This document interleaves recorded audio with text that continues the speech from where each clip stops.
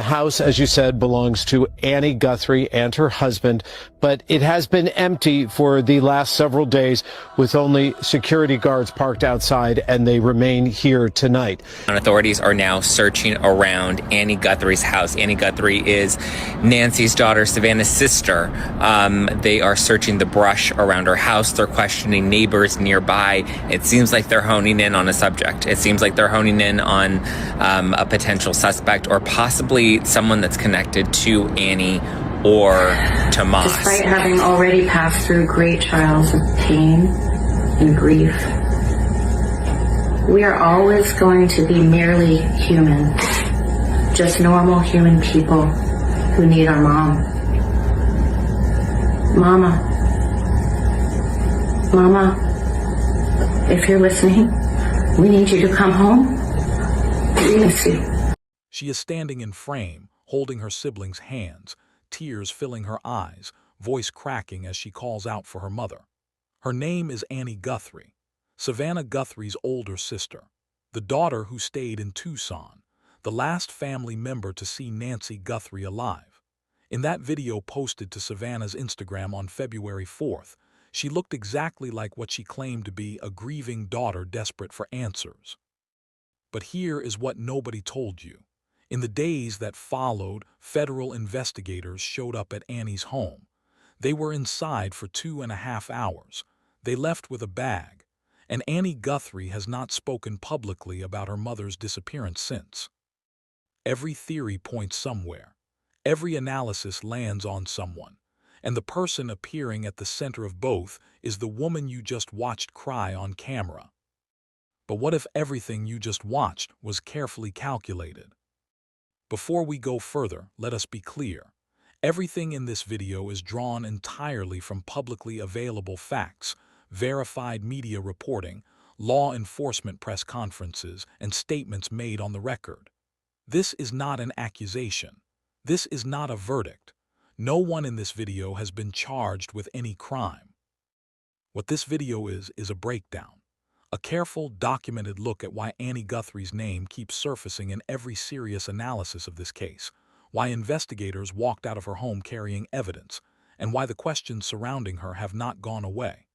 By the time this video ends, you will understand exactly why former FBI agents, former Secret Service officers, and cable news anchors all keep arriving at the same name. Stay with us, because this story is not what it appears to be. To understand why any of this matters, you need to know who Annie Guthrie actually is. She is not a shadowy figure.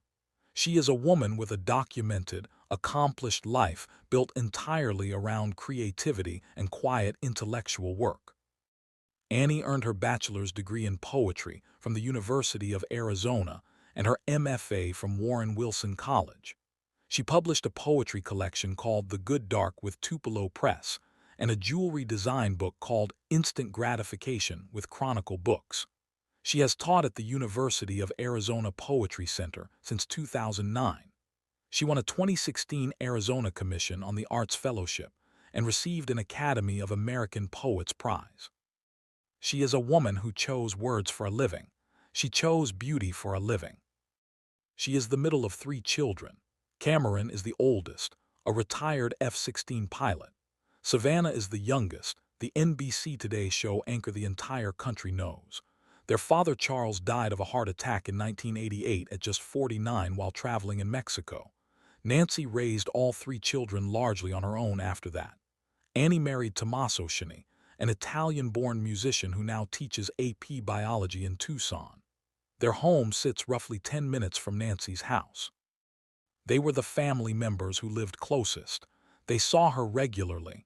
They had dinner with her the night she disappeared.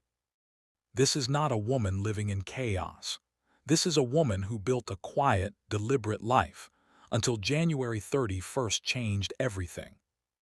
So here is the question nobody in the media has been willing to ask directly. If Annie Guthrie is this accomplished, this stable, this deeply rooted woman who built her life around her mother and her community, then why did the FBI search her home? Why did investigators spend 2.5 hours inside her property and leave carrying a bag? Why does her name keep appearing at the center of every serious theory in this case?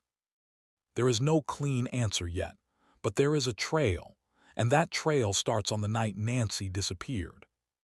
January 31st, 2026 began simply. Nancy Guthrie, 84 years old, took an Uber to Annie's house at approximately 5:30 p.m. dinner and games with the family. Nothing unusual. The kind of evening they had shared many times before. At 9:48 p.m., Tommaso drove Nancy home.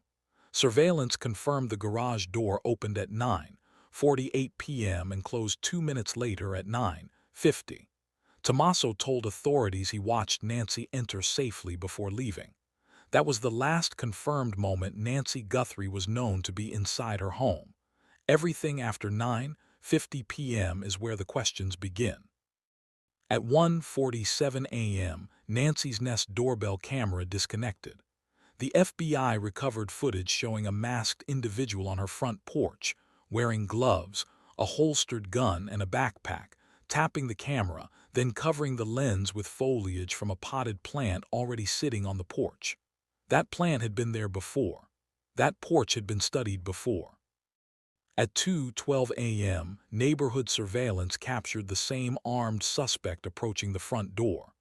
At 2:28 a.m., Nancy's pacemaker app disconnected from her phone. A cardiac monitoring device disconnected in the middle of the night. That does not happen on its own.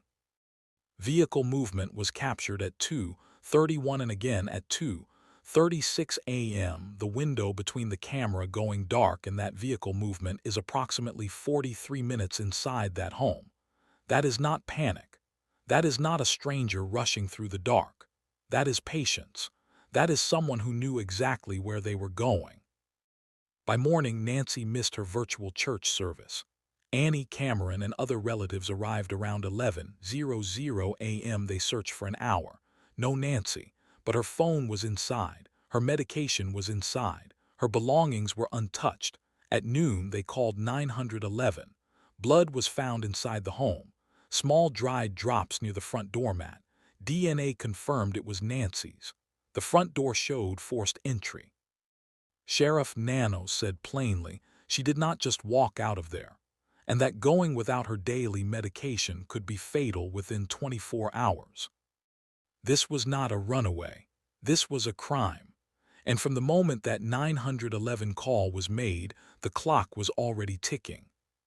For weeks, law enforcement hinted at something without confirming it. Then on February 24th, Savannah announced the $1 million reward. Her opening line said everything.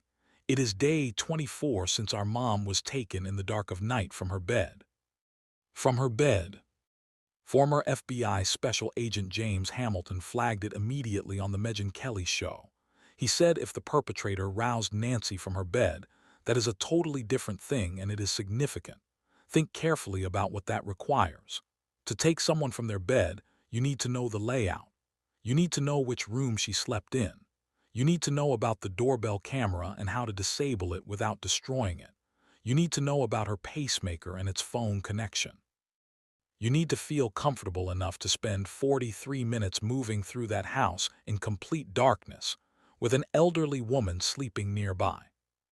That level of knowledge does not belong to a stranger who found an address. It belongs to someone who has walked through that house before, someone who knew the floors, someone who knew the rooms, someone who knew exactly where Nancy Guthrie slept at night. The FBI confirmed the suspect visited Nancy's doorstep at least once before the abduction, appearing without a backpack on the first visit and returning fully prepared on the night she disappeared. This was planned, observed, and executed. That is not what a random person does. After the disappearance, the Guthrie family became a public family. And when you line up what each sibling did in the weeks that followed, a pattern emerges the internet could not ignore. Cameron posted a solo video on February 5th, addressing the kidnapper directly on camera. He showed up. He put his face on it. Savannah became the primary family voice, solo videos on February 9th, 15th, and 24th. She kept Nancy's name in front of the public every single week.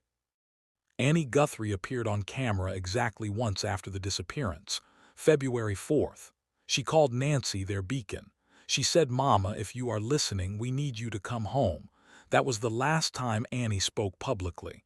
No solo video, no press conference, no independent media statement, nothing.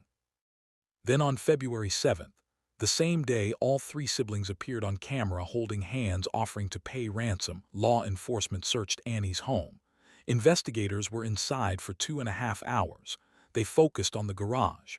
Deputies were seen leaving with a bag. One wore blue latex gloves. On one side of the screen, siblings offering money for their mother. On the other, investigators walking out of one sibling's home carrying collected items.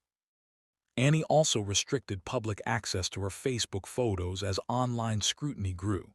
Podcaster Zach Peter raised it on the Megyn Kelly show. No organized search parties, no prayer vigils, no daily updates. He said it was just Savannah at that point. The rest of the family had dipped out. Annie has not spoken independently to media since February 4th. The public noticed, and they were not the only ones. If you are still with us, hit subscribe right now. This is exactly what Case Within is built for: careful, documented, honest coverage. Drop a comment and tell us where in the world you are watching from. Share this video. Someone you know needs to see it. Now let us keep going. While the FBI processed evidence, the internet launched its own investigation. A detailed post began circulating online. The author said it started as a private exercise. The original goal was to rule Annie out. But the more they looked, the more their conclusion shifted. The post went viral and raised 3 arguments the public could not stop discussing. The first was biometric comparison, frame-by-frame analysis of the masked intruder matched against Annie's known appearance, comparing body structure, shoulder width, posture, and eye region. Experts were clear. Biometric analysis from low-resolution, nighttime masked footage is scientifically unreliable. What you already believe shapes what you think you see. The second was the 2-minute garage window. Whether the gap between Tommaso opening and closing Nancy's garage was enough time for an 84-year-old with mobility limitations to safely enter her home. Mobility experts noted you cannot responsibly assume what someone can do physically without access to their specific records. The third was the pacemaker argument, and this one carried the most weight. Separating a cardiac monitoring device from its linked phone requires knowing about that device, knowing it connects to a specific phone, and knowing to disable that connection. That knowledge points to someone familiar with Nancy's medical situation. Not a stranger, someone close. The post ended with a disclaimer. The author said they genuinely hoped they were wrong. But by that point, Annie Guthrie was trending, and Megyn Kelly was just getting started. Kelly devoted multiple episodes of her SiriusXM show to this case. She pointed to a November 2025 Today Show segment at El Charro restaurant in Tucson. Savannah and Nancy laughing together on camera, while Annie sat silently at the far end of the table, disengaged. For Kelly, that image told a story. She built a theory around the gap. Savannah has an estimated net worth of $40 million and a Brooklyn townhouse reportedly purchased for over $11 million. Annie is a poet with a jewelry business living 10 minutes from her aging mother. Kelly argued that kind of imbalance, financial, geographic, public, does not just create inequality. Over years and decades, it hardens into resentment. She pushed further. She suggested Annie may have orchestrated the disappearance, that the Today Show visit to Tucson, fame parading through a private life, could have been the breaking point. The backlash was significant. Then Sheriff Nano stepped to the microphone on February 16th and said directly, "The Guthrie family are victims, plain and simple. Suggesting otherwise is not only wrong, it is cruel." He said the family had been nothing but cooperative and gracious. Kelly kept going anyway. Here is what viral speculation does to real people who had nothing to do with the crime. Dominic Evans, a 48-year-old Tucson elementary school teacher who once played in a band with Tommaso Schiene, was identified online as matching the masked suspect. Strangers showed up at his school. He received threats. His name was attached to a crime he had no part in. Sheriff Nano said publicly Evans was going through hell, and it was horrible, and that he should be speaking with attorneys about suing people for libel. Then there was Derek Kella, a California man who watched the family video and sent text messages directly to Annie and Tommaso about a Bitcoin transaction. The FBI traced them to his home in Hawthorne. He was arrested on 2 federal counts for sending fraudulent ransom communications. A scam. An opportunist who saw grief and treated it as a business opportunity. Real people get destroyed. Real investigations get contaminated. And the truth gets harder to find. Thank you to everyone supporting Case Within. This community exists because real stories deserve real coverage. Becoming a channel member unlocks exclusive content and helps us keep doing this work. Drop your thoughts on this case in the comments. We read every one. Now let us get into the theories. 5 theories have circulated most persistently.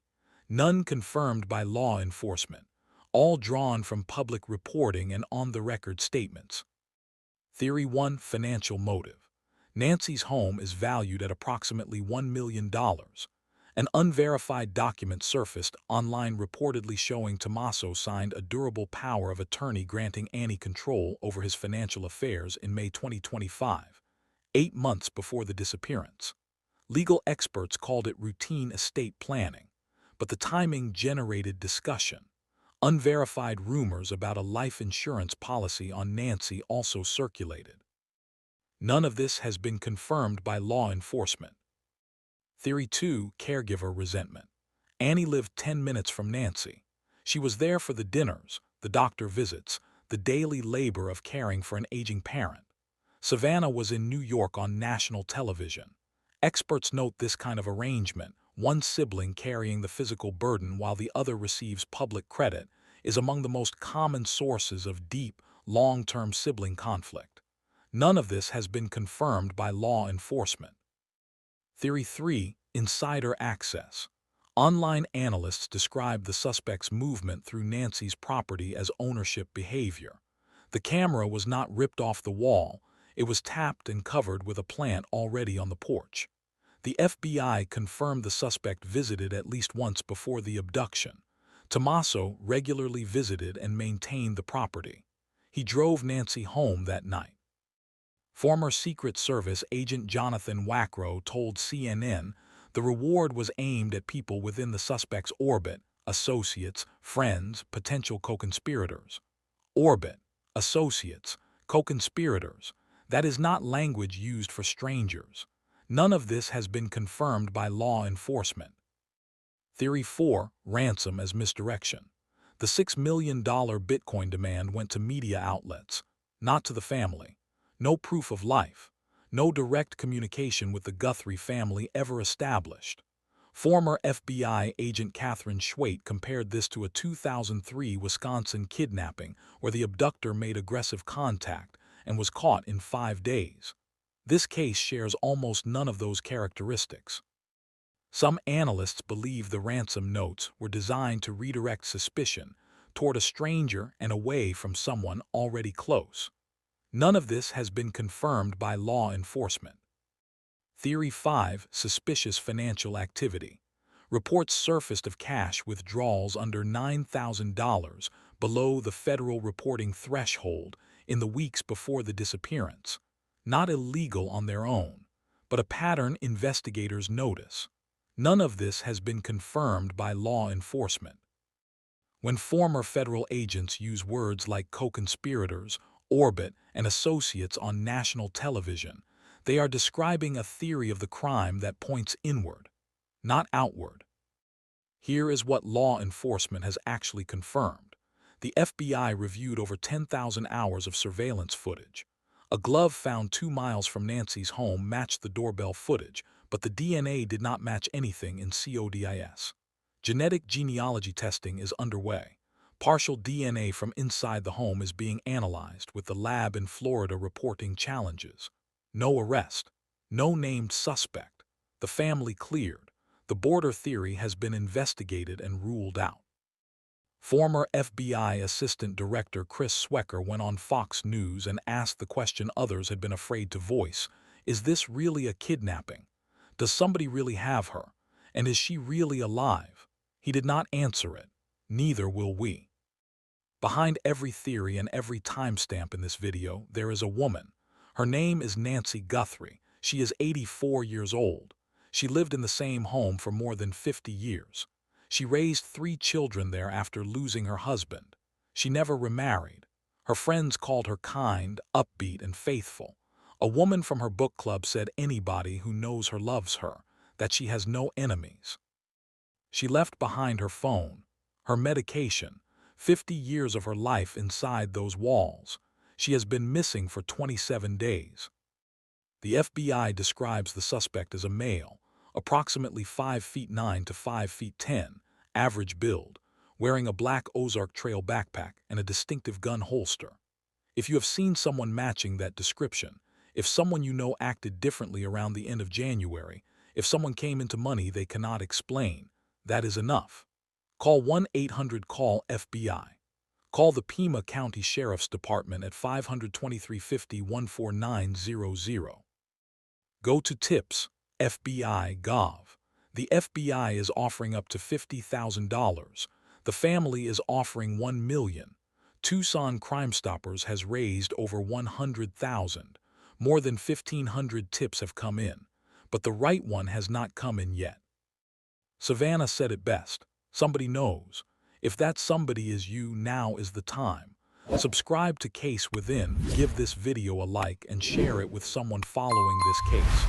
Nancy Guthrie is still out there, and we are not stopping until there are answers.